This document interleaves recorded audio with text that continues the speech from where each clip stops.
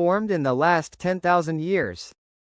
This marks the Mono-Inyo volcano, which has erupted a whopping 23 times during the Holocene epoch, with its last eruption forming obsidian-rich lava flows, massive and deep explosion craters in the ground, and produced long-traveling pyroclastic flows which incinerated everything they touched. But why exactly does this volcano exist in the first place? Despite beginning inside the rim of the massive Long Valley caldera, the Mono-Inyo volcano is not directly related to it. Instead, it merely encompasses the middle portion of a much longer 55-kilometer or 34.2-mile long nearly straight-line chain of activity that goes from the active Mammoth Mountain complex in the south to the Mono Lake complex in the far north.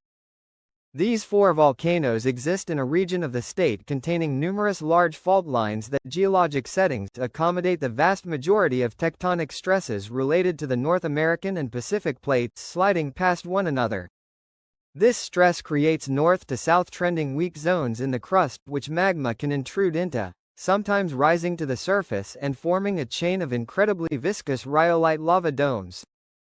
All that it took for this complex to begin was for a singular rhyolitic intrusion to occur 65,000 years ago, solidifying that area as a regional path of least resistance for subsequent intrusions to utilize.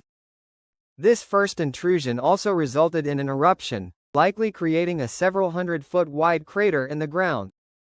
After pyroclastic flows scorched the nearby landscape for several miles in all directions, the eruption slowly became less and less explosive. Large rhyolitic lava domes then erupted from their source vent, with a viscosity 250 million times higher than that of water.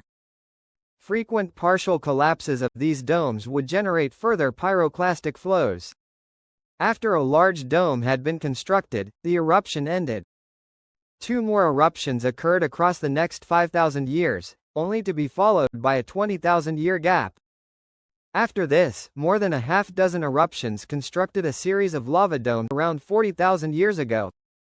However, it wasn't until 15,000 years ago that the rate of eruptions in this field dramatically escalated from once every 3,333 years on average to once every 517 years on recent eruptions average. Here is a brief overview of the numerous eruptions which specifically occurred since the end of the last ice age. And now, here are a few highlights of eruptions during that period. Very large rhyolite lava flows known as coulees formed during explosive eruptions in the year 500, 700, and 1200.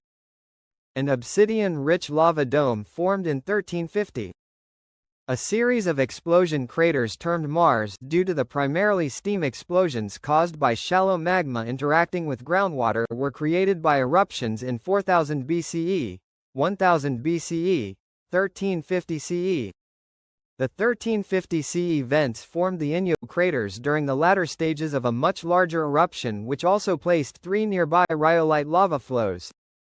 I also want to highlight Panem crater, which the eruption that formed Panem crater in 1340 starting with a bang, via a powerful explosion forming a massive 770-meter or 2,526-foot wide Panem crater. What followed after up to 2 feet thick of ash blanketed the area was the extrusion of a thick rhyolite lava plug that would continue growing for several months. This entire aforementioned eruption in 1340 was considerably large, registering in as a 4 on the Volcanic Explosivity Index and being about one-third the size of the 1980 eruption of Mount St. Helens. As a result of the abundant hazards any future explosive eruptions will create, hazard rating along with its high eruptive rate are why the Mono-Inyo chain is classified